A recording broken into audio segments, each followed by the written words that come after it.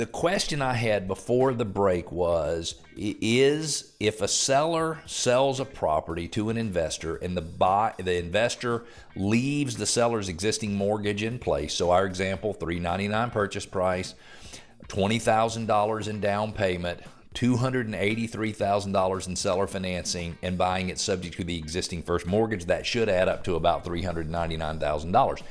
And my question for you was, does it violate the agreement the note or the mortgage between the borrower and the lender? And you said?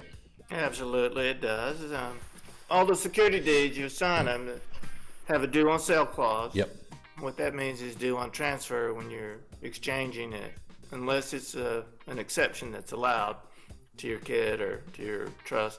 The mortgage has to be paid off. And if it's not, the lender can come and foreclose on the property. The second part of these offers is there was a full price, and you do all of the financing, and basically you leave yourself at risk for X number of months, or we'll give you an all cash offer, which let's just call it about 50% of the full price offer. Right. And I would assume what they're looking for are sellers who in many cases are desperate or are overly motivated to move forward with the sale of a home. If you bite on those offers, Yep. right, then now they're talking.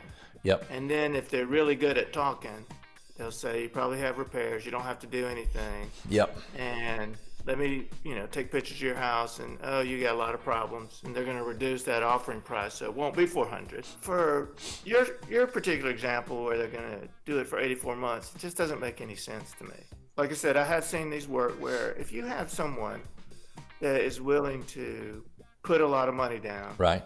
and live in the house and take care of it, and they can get their insurance company to insure it with the other party as the additional insured. And then you have the lender who may or may not call it, but let's assume they don't call it. And then you go and get a refinance and pay off the other.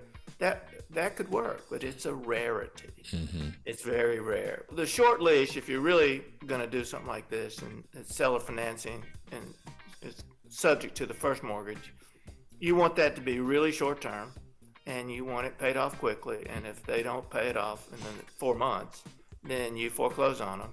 And you want a big enough down payment so you have enough money to take your property back. Mm-hmm. And in the meantime, be ready to make payments and check and see if the payments are made. And if not, use some of that money to make the payments on your way to foreclosing back your property. What percentage of real estate agents out there would you think maybe have some experience with something like this? People have been around a long time. They've probably seen it.